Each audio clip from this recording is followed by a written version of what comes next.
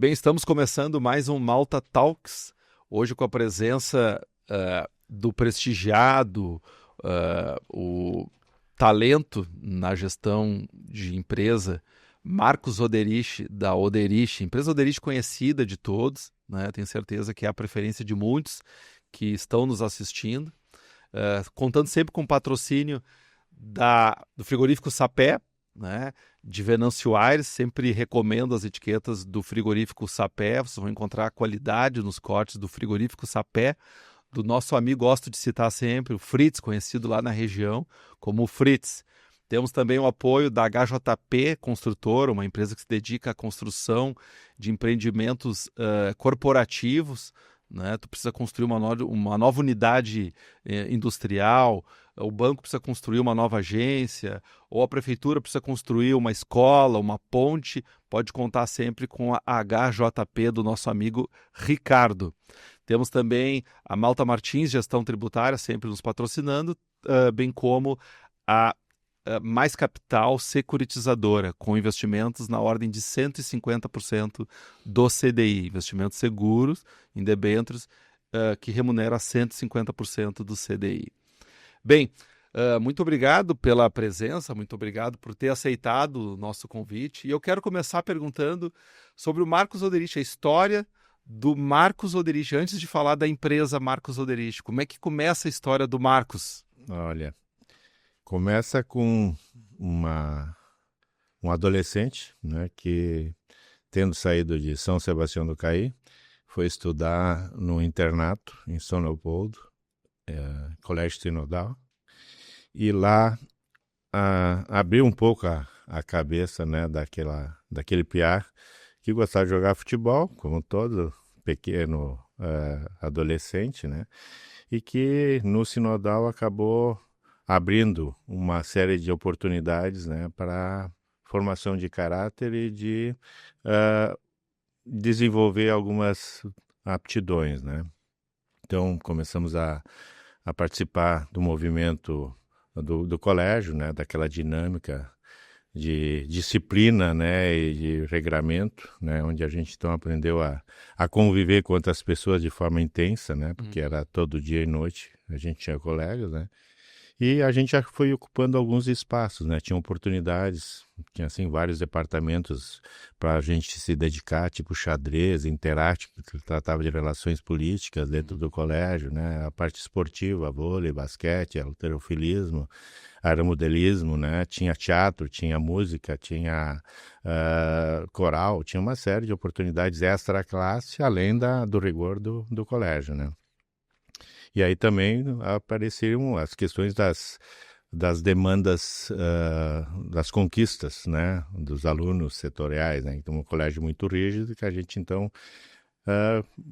tentava melhorar as condições de vivência, de convivência dentro do colégio. Então a gente acabou se aproximando da área estudantil e exercendo algum tipo de liderança, né, dentro da sala de aula e tal, e com isso, como eu estava falando, a gente, além da questão de achar caminhos para poder melhorar o local e o ambiente onde a gente estudava, morava, né, a gente começou também a exercer alguns tipos de lideranças dentro do colégio, né.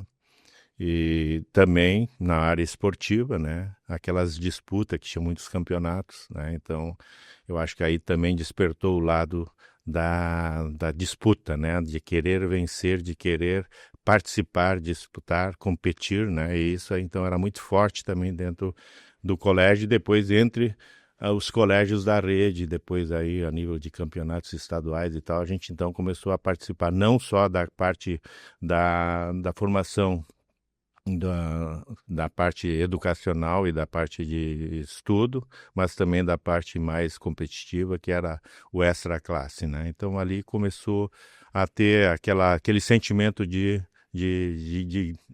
guerra, né? De querer sobreviver, de querer superar as dificuldades e conseguir então ter um lugar melhor para se viver, né? Então essa foi assim o início da minha trajetória com 20 para 21 anos, agora vai fazer 50 anos, esse ano faz 50 anos que eu me formei nesse colégio, né? Eu participei daí 2 vezes, fui o presidente do Grêmio Estudantil, então eu acabava tendo algumas representações, mas na época tinha o UGES, UNE, né, os movimentos estudantis da época, né, que a gente não participava diretamente, mas que a gente conhecia, tomava conhecimento, só que estava tudo muito voltado para o nosso ambiente de interior de São Leopoldo, né. Uhum. E, bom, e aí eu casei muito cedo, com 20 eu acabei não passando na Universidade Federal, que era, na época a gente nem fazia cursinho, lá no nosso colégio a ideia era Sim, terminava. terminar o curso e estar pronto para o vestibular, Uhum. que era o grande sonho de todo mundo, passar na Federal e Para poder... qual curso foi a... Eu queria fazer realmente administração, direito, né? Essa era a minha ideia inicial, né? Mas aí a vida deu uma reviravolta, né? O meu pai era já sócio proprietário, diretor da indústria de conserva lá em São Sebastião do Caí, Uhum. e era uma empresa que tinha, né, já uma longevidade muito grande, Uhum. mas que tinha problemas, né, como muitas empresas desse setor de alimentos, né, de origem animal, né, a proteína e gordura, né, tinha problemas crônicos, né, um período em que existia uma legislação na área de saúde muito grande, o Ministério da Agricultura, né, era bem rigoroso com relação à questão das licenças de funcionamento, os pré-requisitos, os protocolos, né, as leis de cumprimento da parte de abate animal e processamento de proteína, né, de carne, né. Então, assim, era um setor que era muito forte no estado, né. Na época, eu me lembro, quando eu comecei a trabalhar, o setor de carne bovina, por exemplo, estamos falando do frigorífico CEPEC, né? Na época, eu participava do sindicato, eram quase 30 grandes frigoríficos com CIF, com inspeção federal, né? E que disputavam, na época, né, aquelas famosas cotas Hilton, que era para justamente agregar um valor muito superior às carnes que eram exportadas para o grande mercado mundial de carne, que era o mercado comum europeu. Então, a habilitação para poder exportar para o mercado comum europeu era muito disputada, porque o valor daquela carne valia muito, às vezes, mais do que a carne normal, né? Então, era uma carne que ia para os hotéis, ia para a rede mais, que pagava e reputava mais pela mercadoria, né? Mas E na época eram quase 30 frigoríficos, né? E nós éramos uma planta que já tinha sido abatedora, e que naquela época só fazia mais o processamento de proteína, de carne bovina, suína e aves, já. Só o processamento, não tinha mais abate, não tinha essa atividade, né? Resgatando então o Marcos, aquele estudante que ganhou uma proeminência, uma liderança, né, natural dentro do ambiente escolar, né, quando conclui esse período escolar, ele enxerga um pai que tocava um negócio com muita dificuldade, né, dadas as adversidades, né, Setoriais, do setor, né, do mercado onde ele atuava. Mas o Marcos tinha irmãos. Tinha. E esses irmãos, de alguma maneira, já estavam envolvidos no negócio do pai? Não, na verdade, em função da crise, né, o meu pai já fazia parte da terceira geração da família que tocava a empresa, né? E que já tinha passado por um processo de abertura de capital mal sucedida em 1956, né? Onde transformou dívidas em participação societária de pequenos fornecedores, grandes fornecedores, né, vendedores, fornecedores de... Os credores vieram para o negócio. Eles tiveram que ir para o negócio para tentar ficar com alguma coisa, né, algum ativo, né, nas suas mãos, né? Então, naquele momento, a empresa já estava numa crise muito aguda, né? E aí a terceira geração que estava tocando o negócio da família, né? E houve uma briga da terceira geração dos primos, e aí, em vez de somar, só dividiu, né? Então houve uma separação, tinha um outro projeto de uma outra fábrica de vassouras e escovas, separaram as participações, né? E o meu pai acabou nesse processo, né? Tinha um problema também de sucessão do meu tio-avô que faleceu, né? Acabou sendo que o meu pai foi afastado da empresa, mesmo sendo um grande acionista, ele foi afastado, porque ele não tinha mais o controle da societário da empresa, né? E aí a minha vida mudou, né? Quer dizer, já não era... Eu já estudava, estava tentando fazer o cursinho e fazendo já faculdade, o básico na Unicinos, né? Já meio casado também, ou casado? Não, ainda não. Uma coisa foi muito rápida, né? Daí eu fui trabalhar, me mudei para Lajeado, fui trabalhar com vendas lá com meu cunhado. Então eu fiquei um ano trabalhando e estudando em Lajeado, fazendo lá não tinha administração, comecei a fazer direito, né? Então foi o meu primeiro ano da faculdade de direito. Mas assim, a vida foi dinâmica e houve uma reversão. Depois daquela conflito da terceira geração, houve uma outra condição que o meu pai acabou se desfazendo da parte da outra empresa que tinha e ficou com o controle societário da fábrica de conservas, né? E aí ele já estava com uma certa idade, nós éramos 6 irmãos, né? Eu era o quinto, né? Os outros já estavam todos eles com as suas atividades direcionadas, encaminhadas. E o pai, como sofria muito, não queria muito que a gente tivesse a experiência, né, e o sofrimento que ele passou nas décadas que ele estava trabalhando na empresa, né?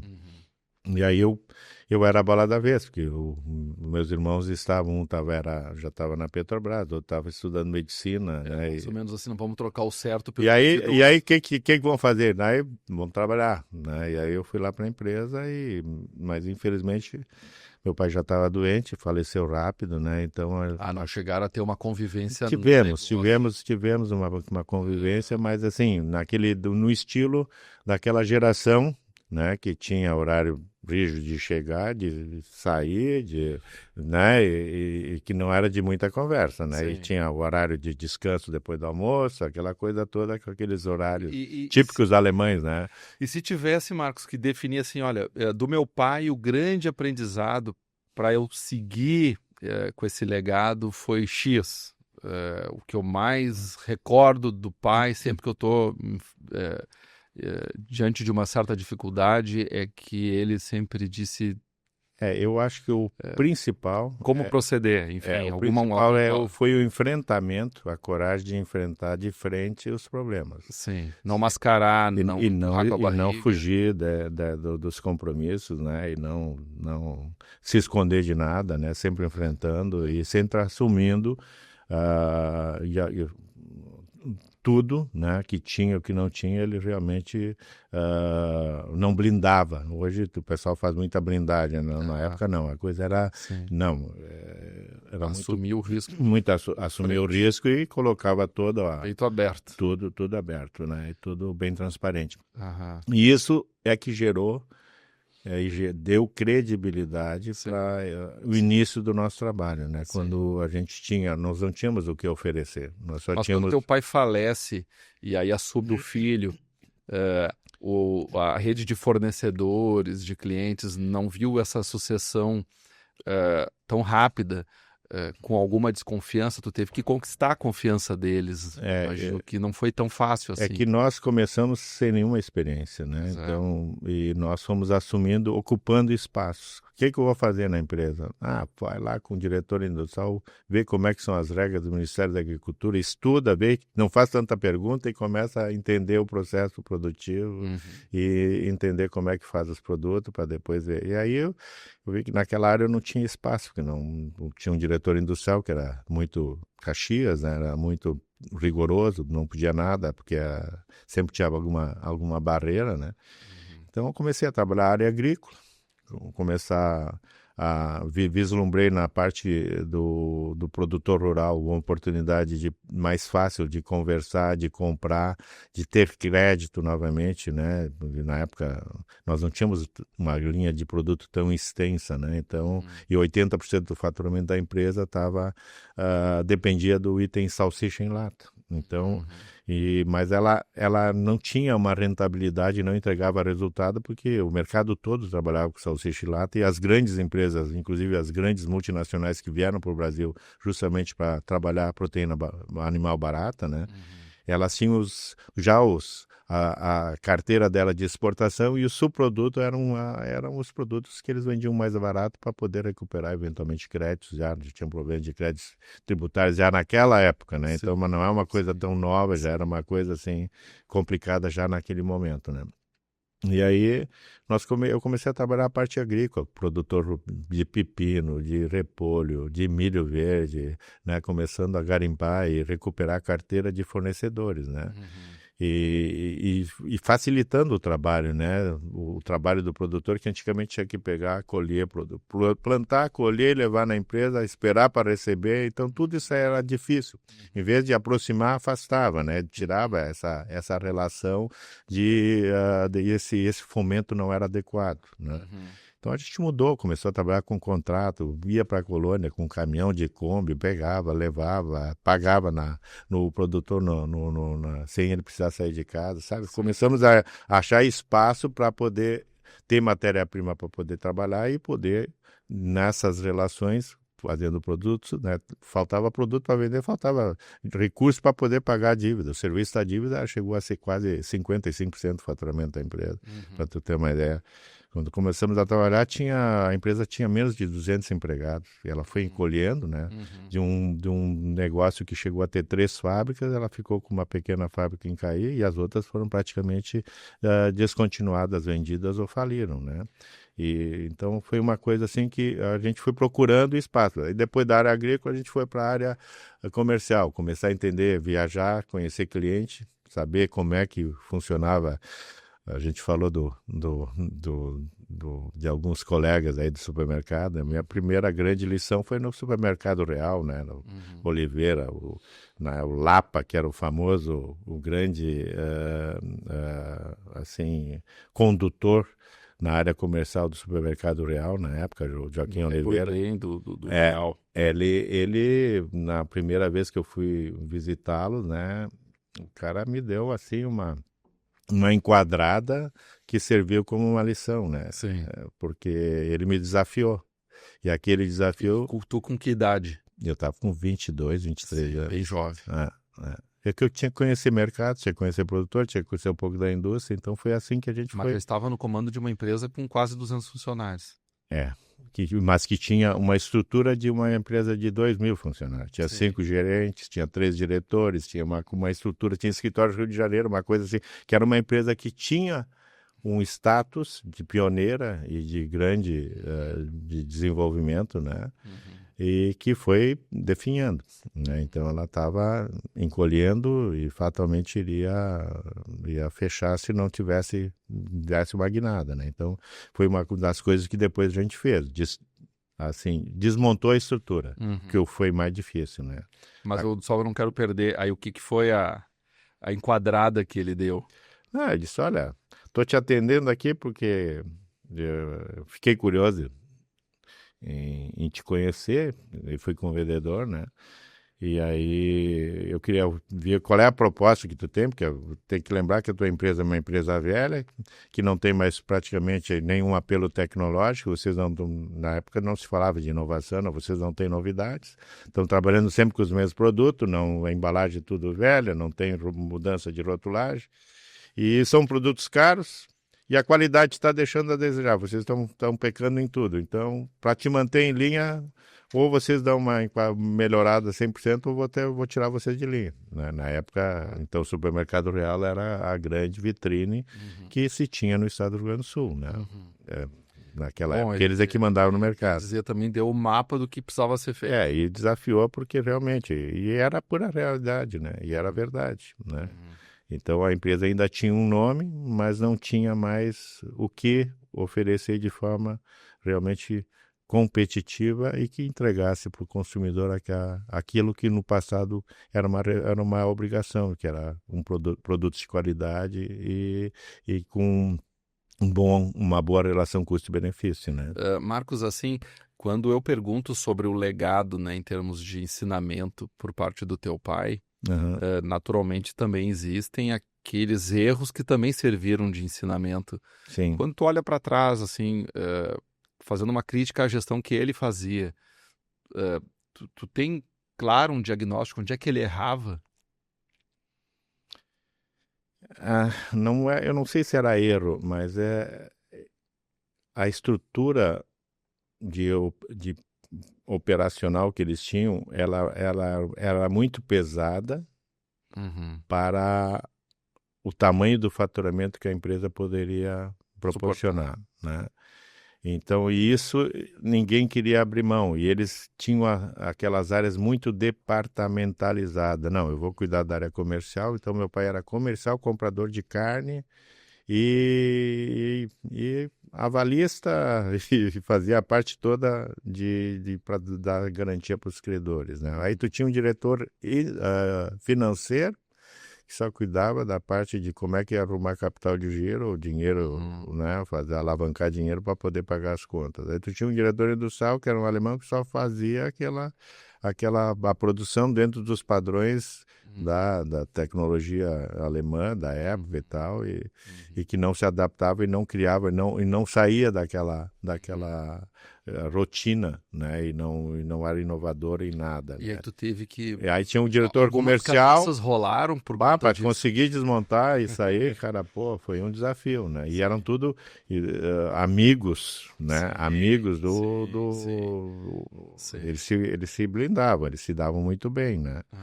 Então, só que com isso não conseguiu entregar resultado para os acionistas, né? Então, toda a assembleia era uma briga, né? Porque deixava de pagar dividendos, né? Então, a empresa conseguia respirar, mas não conseguia ser mais atrativa para nada, né? Então, um erro, assim, olhando para trás, né? É que o pessoal, eles, eu acho que respeitavam muito uma área do outro, né?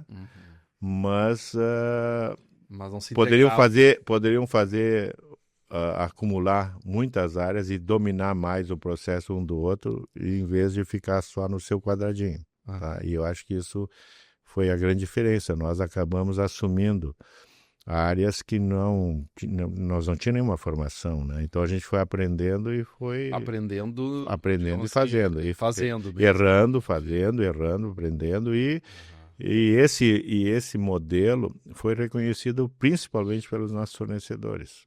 Sim. Que nos ajudaram a dar crédito. Porque se fosse executar a dívida, não tinha como fazer. Na época era concordata, não. Hoje é RJ, né? Na época, então, não tinha como fazer uma recuperação judicial. Mas acabou sendo uma espécie de concordata branca. Era uma concordata branca, flexibilizar os seus créditos. Mas o importante é que eles acreditaram e aí conseguiram novos créditos para a gente poder operar, né? Isso foi muito importante, né? E aí, nesse processo, aí a gente começou a participar de projetos setoriais. Tinha algumas iniciativas, né? Governo do Estado, com a Secretaria de Desenvolvimento, na época era o SEDAI, né? Tinha os projetos se falava do SEBRAE, né? Como, né? Para tentar dar um apoio. Os sindicatos, aí tinha os programas setoriais, né? Então, na época ainda não tinha assim a Apex como um agente de fomento à exportação tão atuante como está ocorrendo nas últimas décadas, né? Mas então a gente começou a participar desses projetos setoriais e sempre participando, entendendo e conhecendo os fornecedores, que também foi uma coisa muito importante.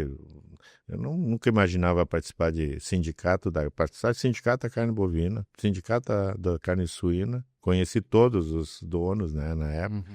Meu pai fazia... Na época o telefone não era... Na nossa cidade era na base da manivela, né? Te chamava telefonista, daí tu tinha que... E ela que te plugava. Me liga lá pro Joaquim Oliveira. Aí esperava para completar a ligação, né? Então ele fazia arrumaria visitando os fornecedores, né? Pedindo apoio para manter o fornecimento de matéria-prima, e assim era uma relação assim de muita eu sempre digo, a dor ensina a gemer, né? Então a gente acabava contando com essa boa vontade de muitos fornecedores que, de uma forma ou de outra, tiveram alguma relação respeitosa com a empresa, que reconheciam que a gente estava tentando realmente fazer o diferencial para poder manter a empresa. A planta, ela ficava em São Sebastião do Caí, Sim, como ainda é hoje, só que ainda, hoje não é só lá. exatamente. Né? Ah, São Sebastião do Caí já, imagino que naquela época sofria com as enchentes, né? Décadas, E sempre, isso não só atingia vocês, mas atingia também fornecedores, sim. imagino. Sim, a Né? cadeia produtiva toda tinha problemas sérios, né, na época sempre teve, né, Aham. parceiros, né, tanto na parte agrícola como na parte de outros insumos, né, e matéria, embalagens, coisas dessa natureza, né. De lá para cá, no que diz respeito às enchentes, houve uma piora, uma estabilização? Quer dizer, as enchentes são tão drásticas quanto eram no passado, tão catastróficas quanto eram no passado, ou na verdade elas se repetem, claro, tem uma sazonalidade, enfim, mas elas acabam se repetindo e o nível de estrago é E parecido. eu acho que elas estão se agravando, Estão se gravando. né, na medida que não há mais nenhum tipo de intervenção Uhum, na questão do desassoreamento dos rios, né? Nem uhum, nos contores, eventualmente, de margens dos rios, né? Para tu ter uma ideia, no tempo, eu não cheguei a pegar essa época, né, áurea da navegação do Rio Caí, né? uhum. Entre Caí e Montenegro, ali tinham as barragens, tinham comportas que permitiam que o Rio Caí fosse navegável até o porto o Cais do Caí, Aham. né? Então, na época, os portugueses que exploravam essa parte da navegação, né, Uhum. tinham um controle melhor do rio, Do né, nível do rio. e sabiam tratar melhor a parte hídrica. Então, nesse particular, nós tivemos uma involução. Tivemos uma grande evolução. E, naturalmente, eu acho que ela foi se agravando também na medida que o mesmo ocorre aqui no estuário do Rio Guaíba, né? Que também esses enchentes recorrentes, né, sempre Uhum. vão arrastando toneladas e toneladas de areia, né, e de terra para o leito do rio, né? E isso diminui a vazão dos rios, né? Sim. Então, essa última enchente agora, dessas últimas 2, 3 semanas agora, né, ilustra bem o que está acontecendo. O represamento do Rio Guaíba fazendo com que os efluentes que não tinham Uhum. tido tanto problema de volume de água, né, começaram a represar também e não diminuíam e não escoavam a água, Sim. ficaram Sim. represados. E aí pegamos Sim. 2 semanas de chuva, o nível dos rios que já estavam altos continuaram altos e aumentaram rapidamente, sem ter, teoricamente, um volume de água que justificasse esses aumentos, né?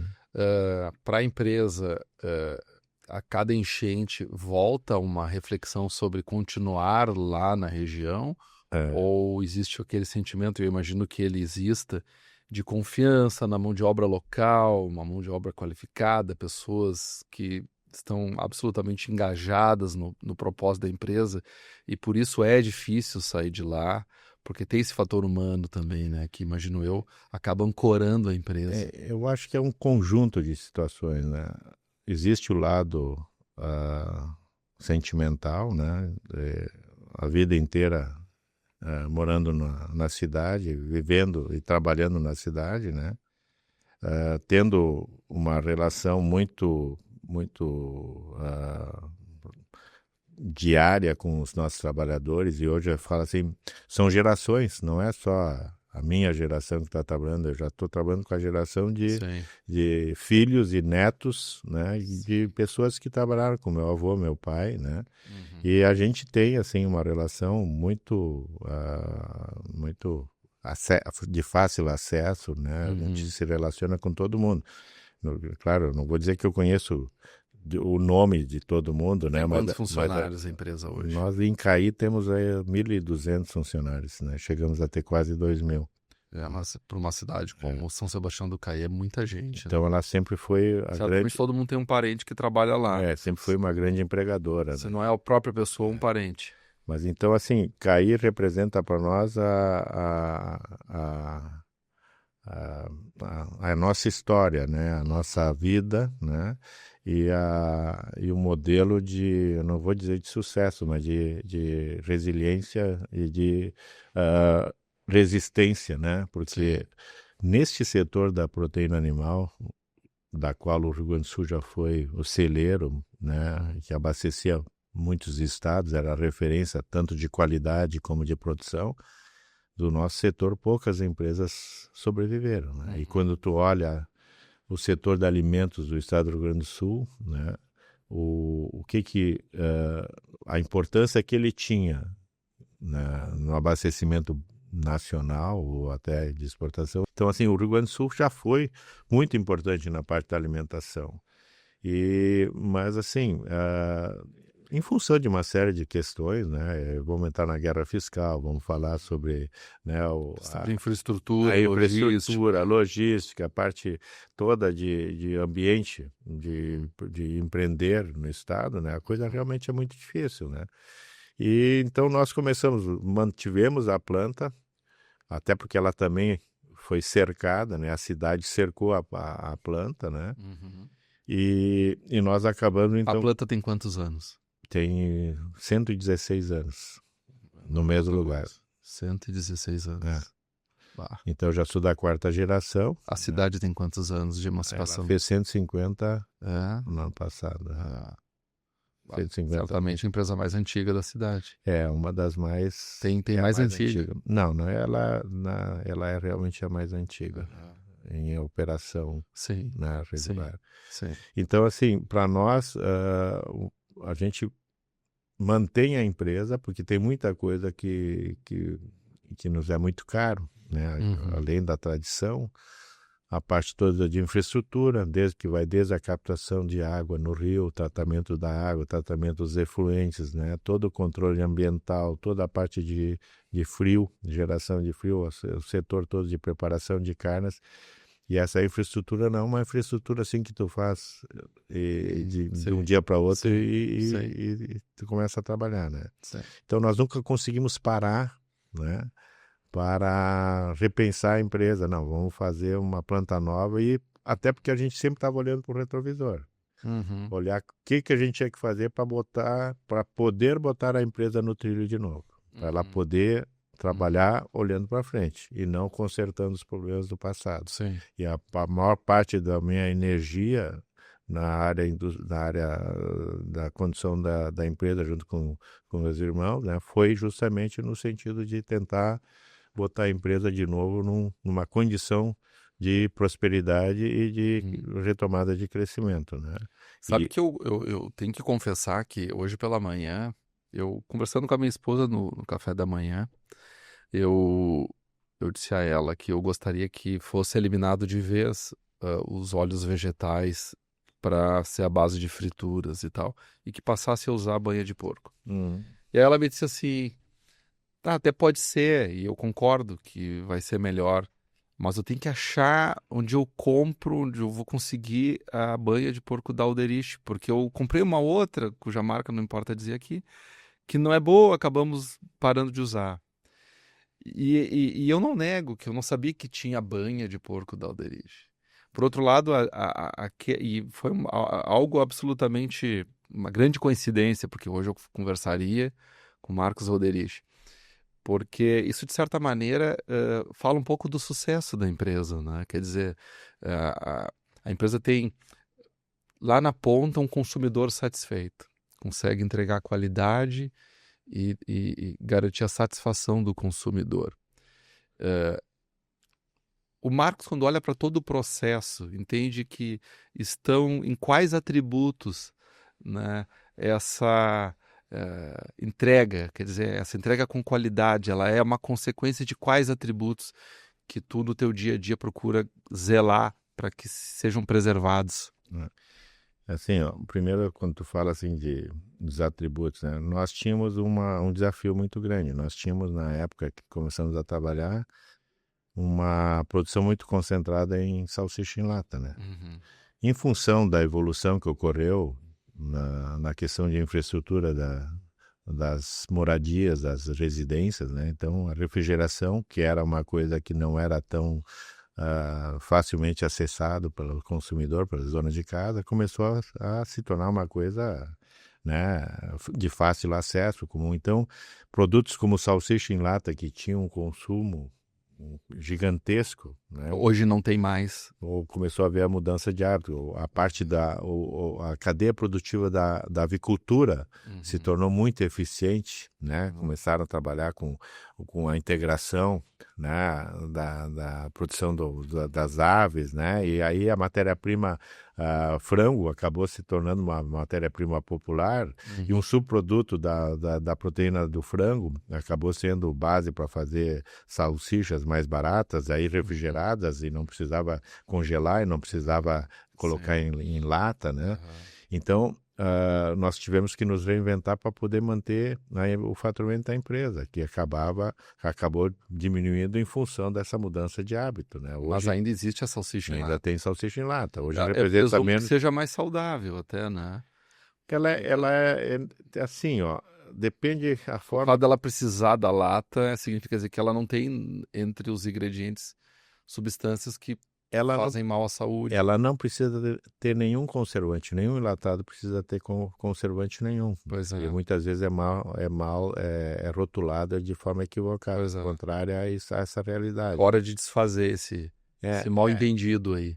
Porque é um produto que tu consegue fazer uma esterilização e tu, por não ter oxigênio dentro da embalagem, tu não tem como desenvolver bactérias ou vida. Tem um vácuo, então, dentro tem um vácuo e tem um processo térmico que acaba com micro-organismos, né, com as bactérias, né? Só que, então, a gente teve que se reinventar para poder ter produtos, né, de qualidade aceitável e reinventar a empresa para criar uma outra linha de produtos para substituir as perdas que a gente estava tendo nessa mudança de hábito alimentar, né? Então a gente entrou num processo de diversificação para tentar justamente complementar. E aí nós não saímos do CAI, por exemplo, que nós começamos a desenvolver outros produtos em outras regiões. Fomos para a região de Pelotas para desenvolver lá a parte dos legumes e das frutas, né, em calda e condimentos, né? Depois nós acabamos, depois de muitos... Aliás, o figo de vocês é muito bom. Depois de muita resistência, a gente foi para Goiás, né? Desenvolveu, então, abriu uma empresa lá para trabalhar melhor a parte de legumes e principalmente atomatados, né? E depois, enlatam lá e lá nós temos uma unidade que faz todo dia milho verde, né? Em função das condições do agroclima, né?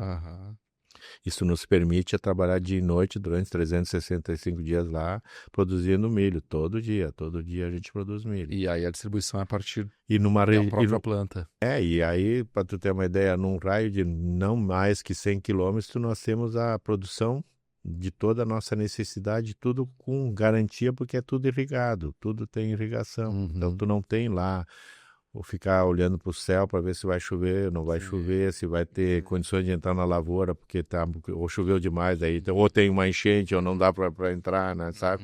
Então, o ambiente produtivo lá dessa região de Goiás é excelente. E a logística como é? Ela funciona bem, então...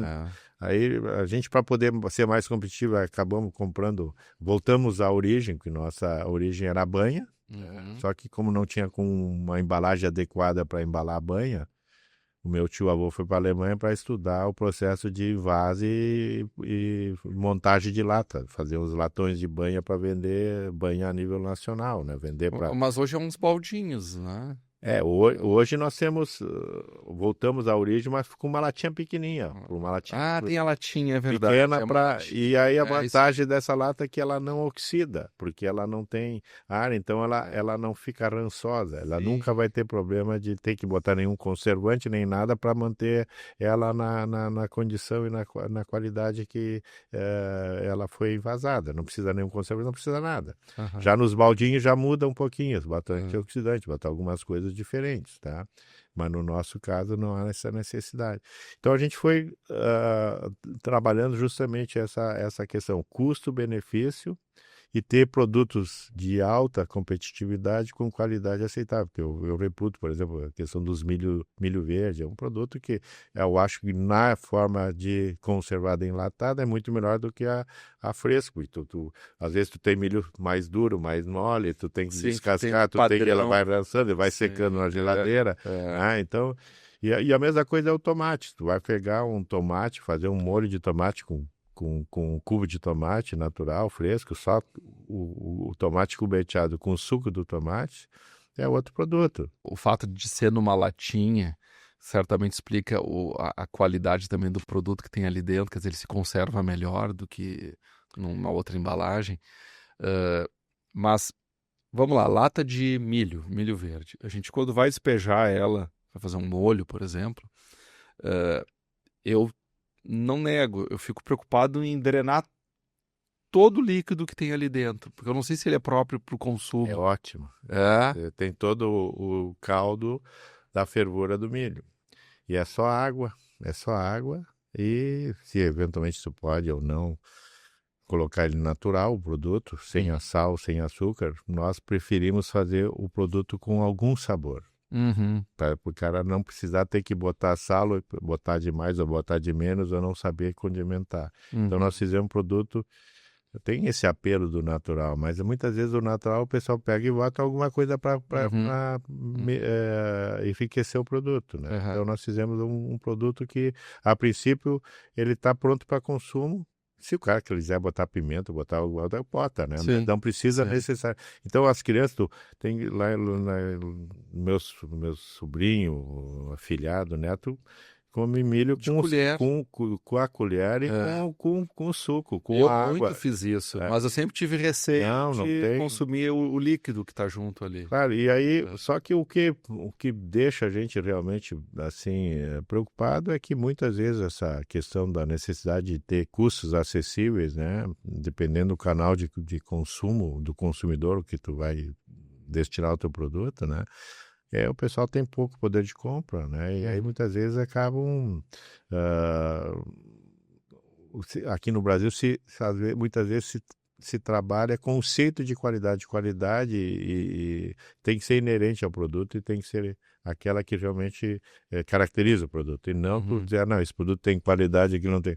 Produto como o milho é um produto natural, tu não precisa fazer nada. Tu vai ter ele num ponto mais novo, a variedade, que são importantes, para poder ter ser o produto mais tenro, com outros atributos, um pericarpo mais macio, né? Não ficar tão macento, não, mas tudo isso tem trabalho de pesquisa, de fomento agrícola, de desenvolvimento de varietais que possa te entregar produtos com avanço tecnológico, também nessa área de evolução da categoria de produto. Aldeliche. Não, pepino, tudo tu tem que trabalhar e desenvolver variedades de pêssego, variedade de figo, tudo isso tem detalhes, né? Tem azeitona também, né? Azeitona no Brasil, agora nós estamos trabalhando aqui esses projetos aí de oliveiras, né? Mas é muito para azeite de oliva. Para a fruta mesmo, infelizmente o Brasil ainda não produz, não tem desenvolvimento de pomares para consumo de fruta, elas são importadas. Daí Peru, Argentina, Turquia, Marrocos, Espanha, Portugal. Aí depende, né? O momento e o clima mundial, que também tem altos e baixos. Então tu vai ter produto às vezes caríssimo, outras vezes mais acessível, né? E isso acontece com azeite de oliva também, né? A Aldeich hoje ela tem um produto que se destaca assim como carro-chefe, produto que é líder de vendas, considerando todo o portfólio. Nós temos assim, todos os produtos têm uma participação que se somam, né? Mas assim, o item, a cadeia produtiva de linha de produto que mais tem potencial de faturamento é o milho verde. É o milho verde. A linha de atomatados tem um potencial muito grande, né? Mas assim, o produto é um produto muito popular, né? Vocês hoje vão no supermercado, vão comprar um molho de tomate, 300 gramas num pouch, muito barato. E aí tu fica imaginando como é que consegue vender num preço tão baixo, né?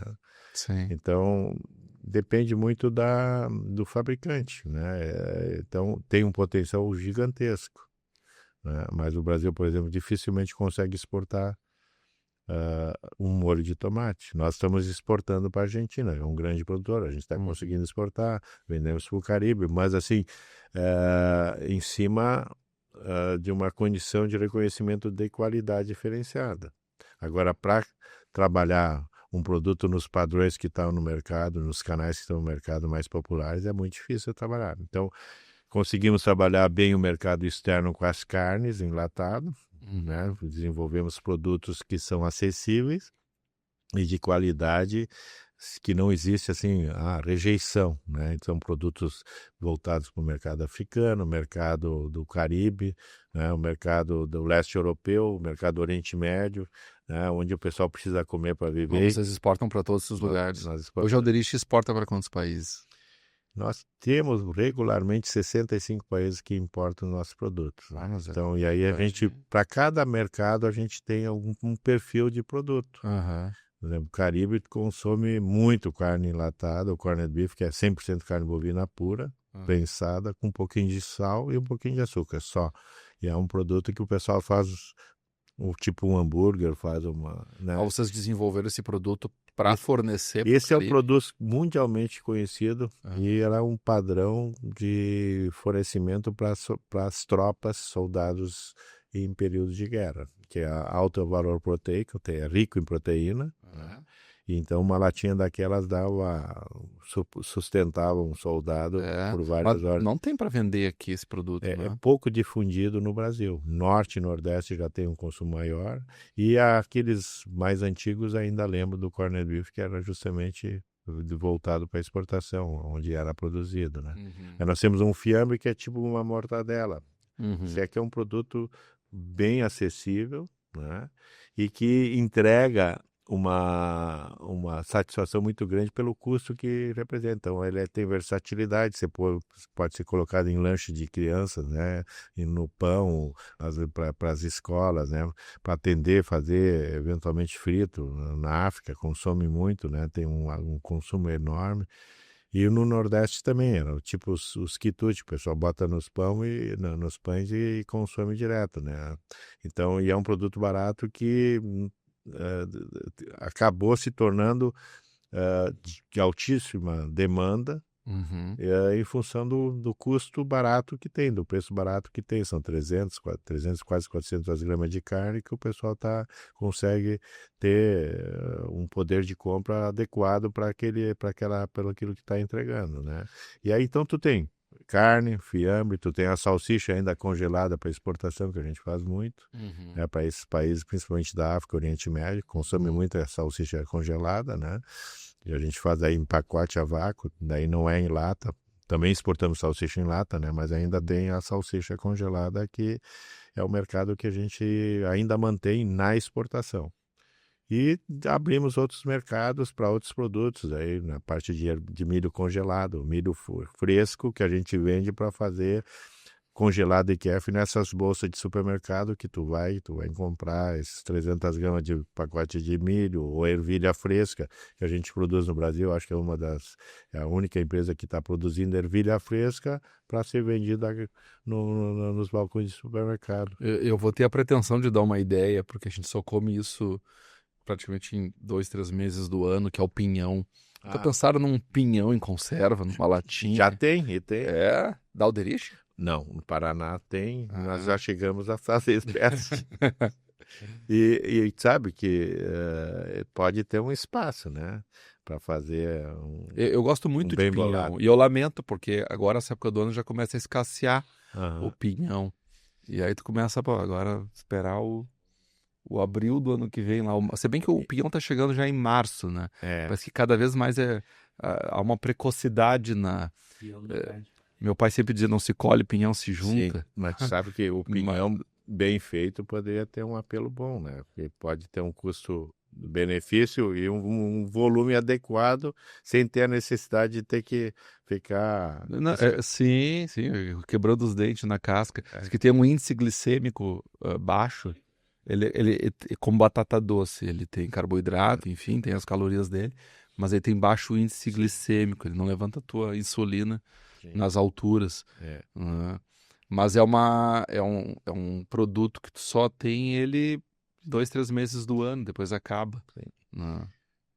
Então, assim, eu estava falando dos projetos setoriais, né? Então, esses projetos de fomento à exportação, desafiando justamente o fabricante local, adequar Eu nem digo muitas vezes, eu não podia adequar o produto à exigência do mercado europeu, por exemplo. Então não adiantava eu ficar participando de feira na Alemanha, né, na França, se a nossa embalagem não era adequada, se o padrão de qualidade não atendia às exigências daquele mercado, né? Então isso nos levou a adequar o nosso negócio e procurar prospectar mercados que aceitariam os nossos produtos dos moldes que ele se encontra, né? Ou aquilo que a gente podia Mas são desenvolver. 65 países comprando. Sim, aí então, mas aí na medida que tu vai fazendo esse trabalho, que tu começa a fazer, a prospectar e iniciar as relações, tu vai melhorando, tu vai se aperfeiçoando, tu vai conhecendo mais o teu concorrente, tu vai vendo as condições em que tu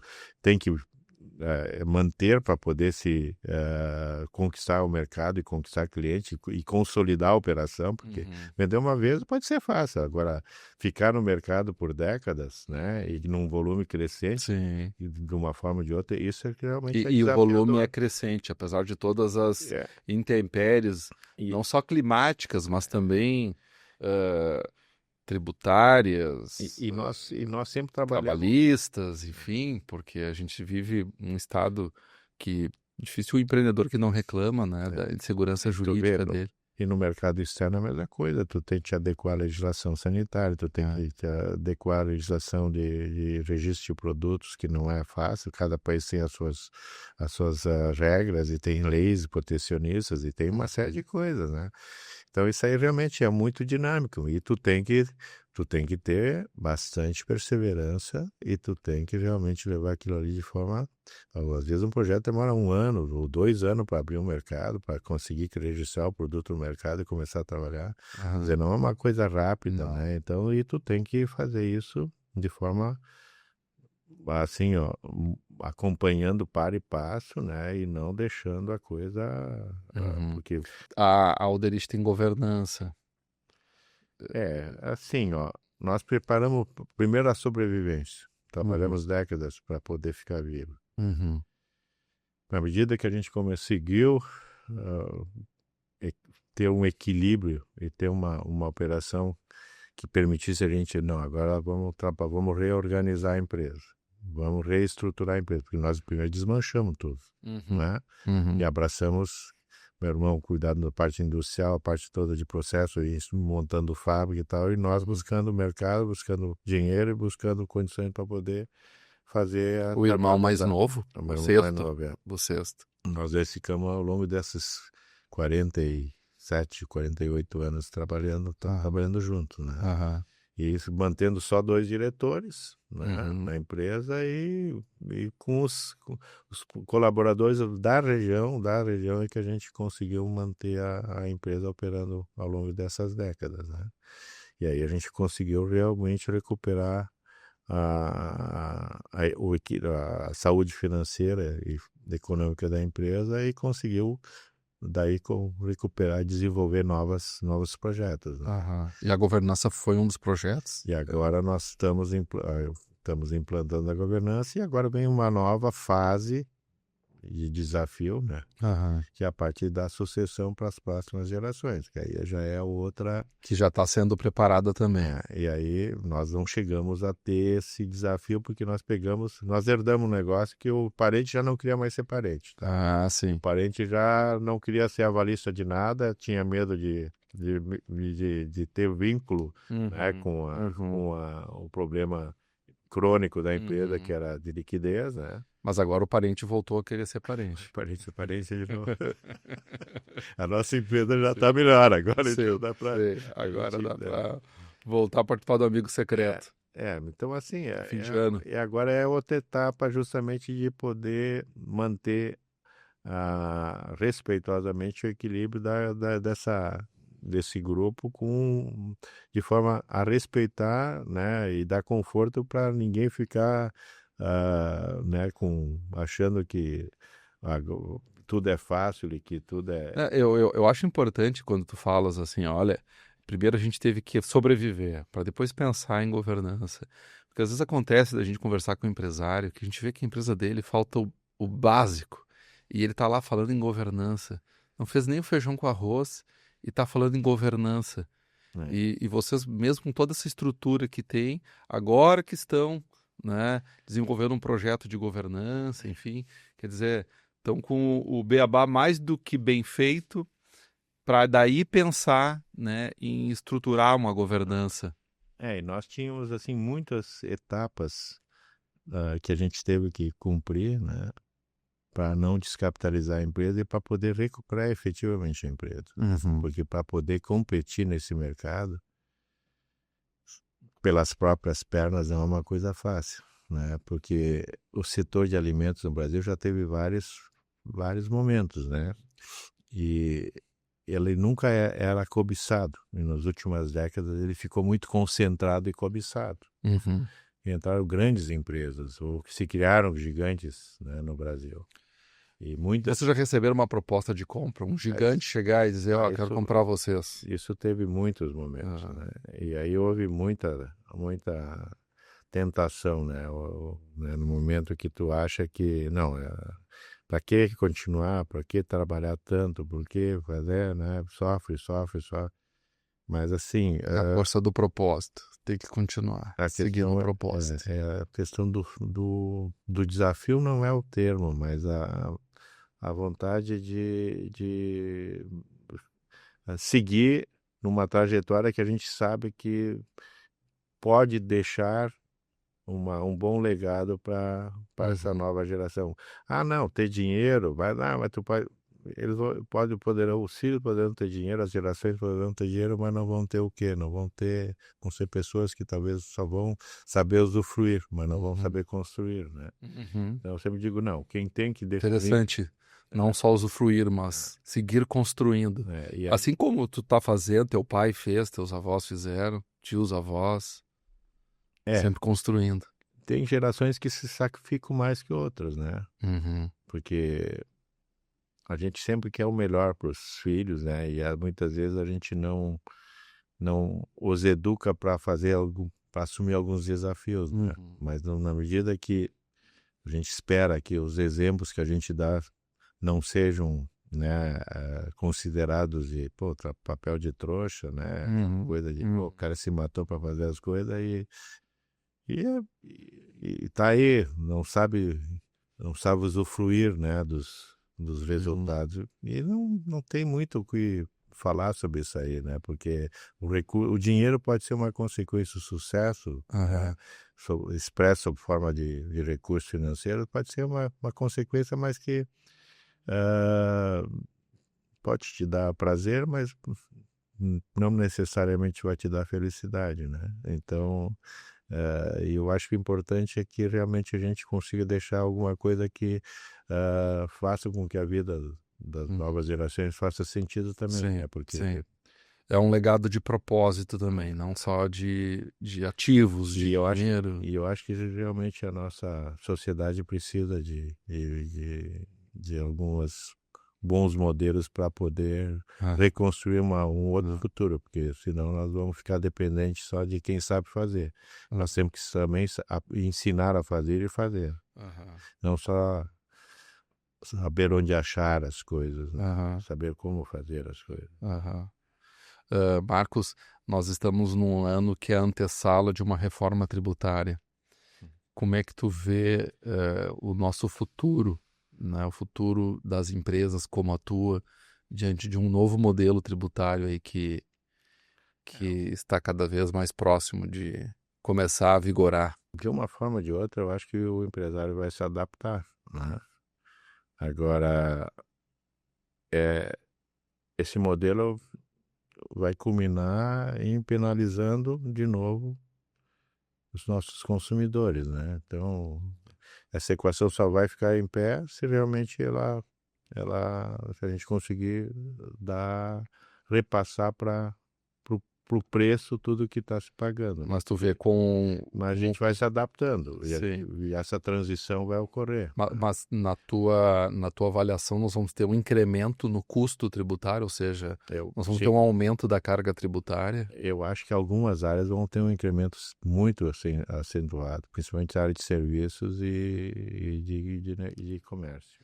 Não é a reforma que tu desejava. Porque muitas pessoas falam, não se precisava Nada de uma simples, reforma e não. tal, e finalmente então vai sair a reforma. Não tem Aí nada. tu como um empresário, né, da envergadura que tem a empresa,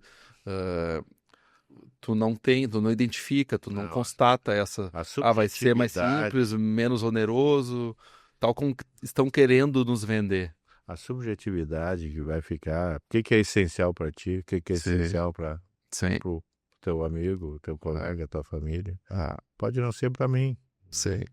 Então, essa subjetividade nos critérios e as exceções que foram se criando, eu acho que a reforma tinha que ser realmente transparente, simples, nada complexo, sem esse tipo de remendão aí que já estão fazendo antes de ela começar, né? Então, isso aí não, infelizmente, não é aquilo que a gente gostaria que fosse, né? E é uma reforma arrecadatória, infelizmente.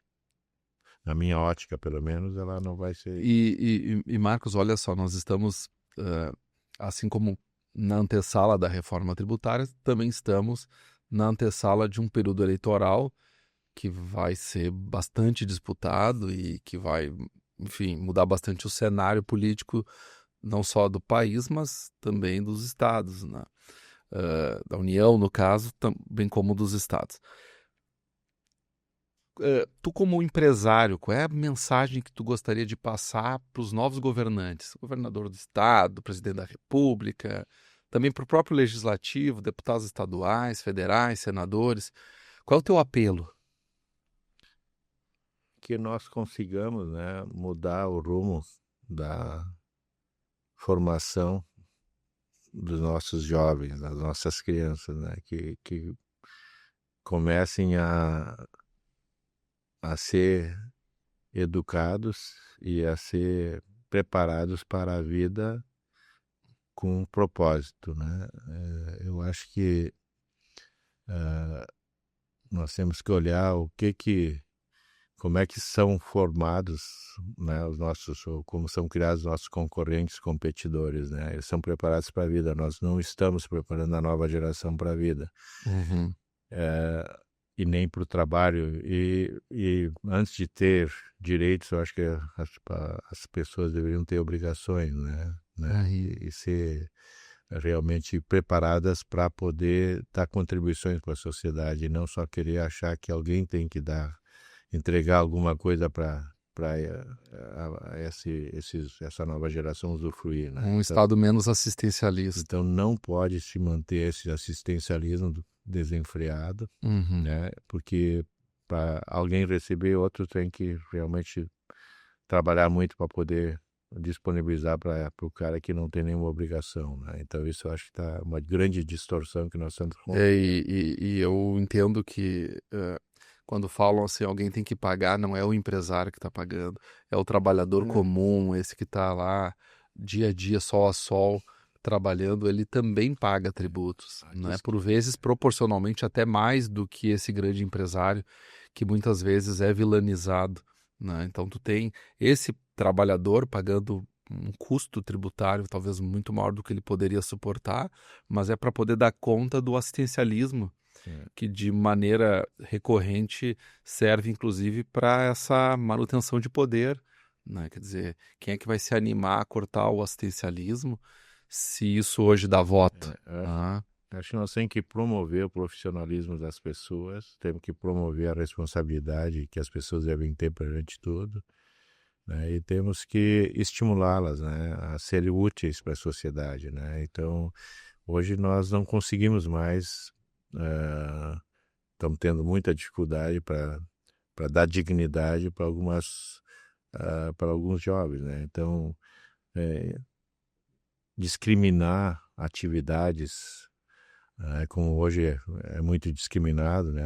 Trabalhar em chão de fábrica é depreciativo por quê? Né? E discriminar coisas que são importantes, que alguém tem que fazer, achando que aquilo ali é depreciativo, né? Isso aí eu me lembro quando eu estudava, quando eu falava de poluição, pegava a chaminé de uma fábrica e botava lá a fumaça da empresa, Sim. fumaça preta lá, aquilo era, então já que incriminando as empresas que faziam alguma operação, né? Não é educação, era assim realmente já criando uma ideologias, né? Então eu acho que isso nós temos que aprender a enfrentar, né? E não dividir a sociedade como está cada vez mais dividida, né? Hoje está mais difícil de contratar. Totalmente complicado, muito ruim. O pessoal não quer ser mandado, acha que tem que saber ter a opção de escolher o horário que quer trabalhar, não sabem ouvir, né? São muito ansiosos, né? Também querem soluções rápidas, não sabem plantar para colher. Esse é outro grande problema. O pessoal tem que aprender a plantar para colher e às vezes acha que as coisas estão prontas e não tem nada pronto. O cara tem que se dedicar, né? Quando tu vê um jovem numa Olimpíada, quantos anos ele se dedicou para chegar onde chegou. Agora, quando a gente fala em educar uma criança ou ensinar alguma tarefa, isso aí é exploração. Quer dizer, não tem cabimento uma coisa dessa, né? Achar que isso aí vai depreciar ou vai ser exploratório, né? Quer dizer, umas coisas assim que não... E, infelizmente, nós somos educados diferente. Quer dizer, felizmente, né? E aí nós temos dificuldade para poder aceitar algumas narrativas, né? Isso aí a Alderich hoje no total tem quantos funcionários? Nós temos 2.300. A questão da mão de obra é um desafio para o crescimento? E na nossa região em especial, em função do grande êxodo, muita gente que foi atingido pelas enchentes recorrentes, né? Acabaram deixando a nossa região, né, e indo para outros estados, outras cidades mais protegidas, né, porque cansaram de perder, né, os seus bens materiais e tal, né, então isso... E além tu falou dos traumas, né, a gente realmente hoje vive alguns traumas, né, na minha infância o pessoal falava a bobadinha da enchente, a gente não entendia, mas hoje a gente entende que o trauma que fica... Começa a chover muito, a gente já não dorme mais direito, né? A gente fica com aquela ansiedade, né? Claro, reconstruir em outro lugar, como eu vou dizer assim, é fácil. É fácil quando tu pode parar e ter tempo para fazer as coisas, mas tu tem que trocar o pneu com o carro andando. Tu não pode fazer as coisas assim tão facilmente e rapidamente como tu imagina. Não, e eu costumo dizer, o tempo é um ativo que tem que entrar na equação, quer dizer, em algum momento a administração tem que parar para construir todo um projeto de mudança, enfim, e depois o processo de execução, de implementação daquele projeto. Também é tempo dedicado, não é só dinheiro, mas é tempo dedicado, energia canalizada. Não é nada fácil isso, né? E tem que aprender a ter paciência, porque as coisas não ocorrem de forma rápida nem imediata, elas são muito suadas. Pelo menos a nossa relação sempre é assim. Sim. Claro, nós não estamos em algumas áreas onde as coisas, né, às vezes uma boa ideia resulta num processo aceleradíssimo de crescimento, né, um novo negócio que surge do dia para a noite, uma boa ideia, né, não é bem assim. O nosso ramo não é de construções rápidas e fáceis, né? Tu tem que, eu sempre falo, tem que plantar, tem que cuidar e tem que saber colher depois e saber depois como vai fazer com que isso resulte em num negócio próspero, né? Não é, às vezes é uma ideia, demora muito, e no nosso ramo é construir e desenvolver produtos e embalagens, uma série de coisas que tem que ser planejadas. Sim. Nós temos que pensar agora o que vai ser a empresa daqui a... Qual é a embalagem que não vai ser a embalagem do futuro? Pois é. Né? Qual é o processo ideal? Antecipar, né, essas tendências. E a rapidez que a evolução evolui tudo é algo impressionante, né? Para encerrar, te pergunto o seguinte: para aquele empresário, e acho que esse momento é um momento... Confesso que eu que estou me aproximando dos 50 anos, eu não recordo de nenhum período que a gente não dissesse assim, estamos numa crise, né? Sempre estamos numa crise. Mas parece que algumas crises são mais graves do que outras, e quando a gente fala de uma Selic a 15% ao ano, Acho que estamos sim numa crise. Já foi pior, já foi em termos de Selic, mas se houve tantos relatos de dificuldades, empresários falando em recuperação judicial, outros entrando em falência. Considerando toda a experiência do Marcos Roderich, qual é a mensagem para esse empresário que está passando por uma dificuldade, assim como aquela que tu enfrentou logo que assumiu a empresa? Para ele, digamos assim, acreditar que existe uma saída, que existe uma chance de fazer o negócio dar certo, enfim. Como ele deve proceder diante de uma dificuldade que ameaça a continuidade do seu negócio? Bom, primeiro eu acho que a pessoa não pode nem superestimar nem subestimar nada, né?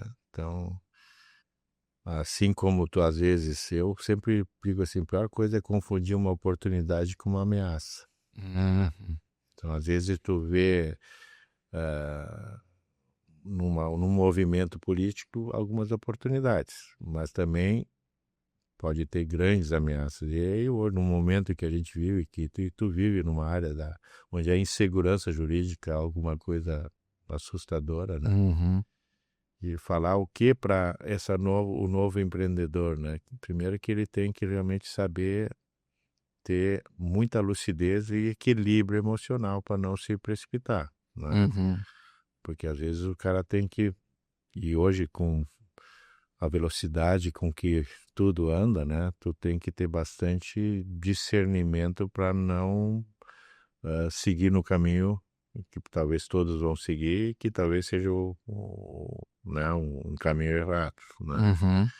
Então, se todo mundo está indo para aquela direção, tu sabe que todo mundo vai chegar lá do mesmo jeito, né? Então, tu tem que ver realmente, tu não pode subestimar nada, tu não pode achar que tu vai ser o cara certo e o resto está errado, né? Mas tu tem que saber interpretar esses momentos, né? Então, e tem que ter formas de dizer como é que todo mundo está fazendo a mesma coisa, como é que tu vai diferenciar o teu negócio dentro de uma coisa que todo mundo domina, teoricamente, que todo mundo como é que tu vai se destacar? Como é que tu te destaca nesse processo, né? Então, se tu tem uma retaguarda robusta, talvez tu suporte os erros que tu possa vir a ter que enfrentar por ter interpretado mal aquele momento, né? Se tu não tem essa estrutura robusta, tu tem que ser cauteloso e não fazer nenhuma aposta. Tu tem que, eu acho que, criar o plano A e o plano B. Tu tem que ter o plano alternativo. E eu sempre procurei fazer isso, para não jogar fazer uma aposta numa única operação. Então, isso me deu muita dor de cabeça, né? Não, mas nós temos que nos especializar nisso aqui, nós temos que se dominar. Isso é ótimo, quando o cara domina realmente tudo e sabe fazer aquilo bem feito. Mas nem sempre aquilo que tu faz bem feito tem futuro. Tu estava falando, não adianta tu perseverar num problema. Eu acho que não está dando resultado. Vai saber fazer bem feito, mas tu vai ficar inviável. Vai ter quem compre o teu produto ou o teu serviço. Então, assim, eu acho que o cara tem que ter bastante, eu falo muito, equilíbrio emocional e lucidez para olhar realmente o que pode estar por trás de certas coisas que tu subestima. Agir com razão, menos emoção, não se comportar como um jogador. E a emoção é fogo, cara. A emoção não. E tu olhar pro cara que tá bem sucedido, igual o cara fez, olha lá como o cara tá bem, tá bombando. Mas e tem modismos e tem muita coisa que realmente é que nem vento, né? Sim. E daqui a pouco não tem sustentação nenhuma, né? Então, eu acho que o cara tem que conhecer bem o que está fazendo, tem que ter uma equipe boa que ajude ele a suportar eventualmente os escorregões que o cara vai dando para poder dar suporte e saber qual é o fôlego que tu vai ter para aguentar uma crise. Isso é outra coisa que não entrar só de forma leviana, tem que entrar com uma uma retaguarda que te possa dar resposta tanto no sucesso como eventualmente no insucesso. Que se tu vai bem, vai precisar talvez ter uma estrutura para poder aproveitar o momento. Se der mal, tu tem que segurar, tem que estar respaldado para segurar o insucesso. Então, não é uma coisa simples. Eu não sei como é que eu posso resumir essa... Não, mas eu acho que está bem colocado, né? Aplicar o máximo de racionalidade, não ter excesso de confiança, sempre procurar ouvir. Não superestimar nem subestimar as coisas também. Eu acho que essa ponderação aí, ela é fundamental em qualquer momento da empresa, seja no momento de crise, acho que eu compreendi bem, seja até no momento de prosperidade, nunca perder essa ponderação. E hoje tem um componente que antigamente a gente não tinha. Quando a gente queria fazer, a gente tinha que ter vontade e coragem. Hoje tu tem que ter vontade, coragem e uma equipe de advogado contigo. Senão tu não vai fazer nada. Porque tudo que tu acha que está fazendo bem feito pode ser enquadrado como crime ou como sendo uma coisa que não está correta. Sim. E isso é um troço. São os entraves jurídicos. Isso realmente me assusta e tira muito o prazer de fazer algumas coisas. Porque se as pessoas fossem mal intencionadas, mas nas coisas às vezes que tu não vê nenhum problema, tu tá cometendo problema.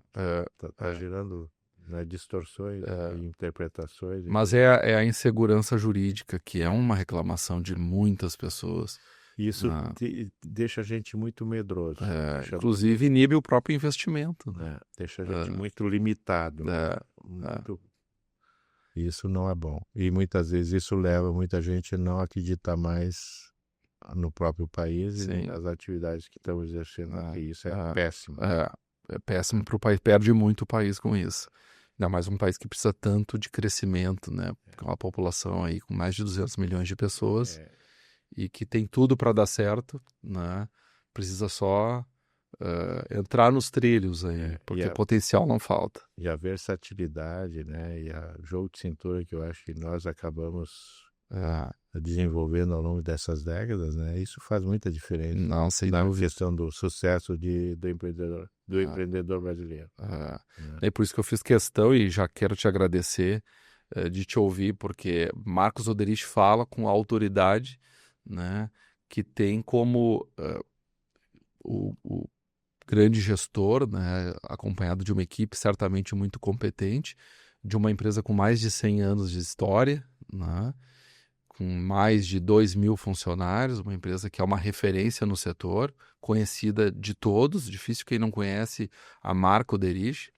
Quero agradecer a tua presença aqui, dizer que foi, sem dúvida nenhuma, uma conversa muito proveitosa, tenho certeza que não só para mim, mas todos que nos assistiram.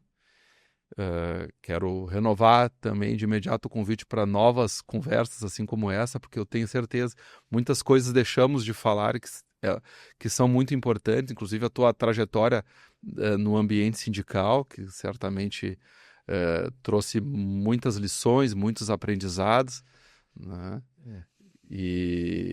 Mas a gente vai ter novas oportunidades, eu acho que de imediato é realmente fazer esse agradecimento e também agradecer mais uma vez os nossos patrocinadores aqui, a Malta Martins Gestão Tributária, a Mais Capital Securitizadora, Frigorífico Sapé, agradecer também a HJP Construtora, quero agradecer a audiência de todos e lembrar que nós temos os cortes no Instagram da Malta Martins Empresarial, do meu Instagram, Leandro Malta Martins, temos também no YouTube, vocês vão encontrar Malta Talks, nos assistam lá, se inscrevam, acionem o sininho, cumpram aquele protocolo que já é conhecido de todos, que eu tenho certeza, não vão se arrepender, não só depois de ouvirem de assistirem essa entrevista, mas todas as demais que já estão lá e as que virão no futuro.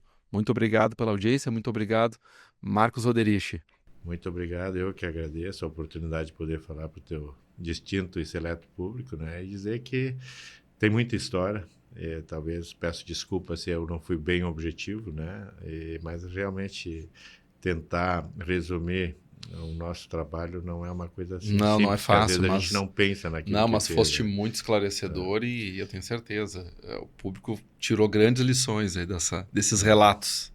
Nós passamos por muitos planos, né, de governo, de projeto de negócios, né? Então, mas qualquer coisa estou à disposição de todos. Foi um prazer conversar com vocês. Prazer foi nosso. Muito obrigado. Muito obrigado.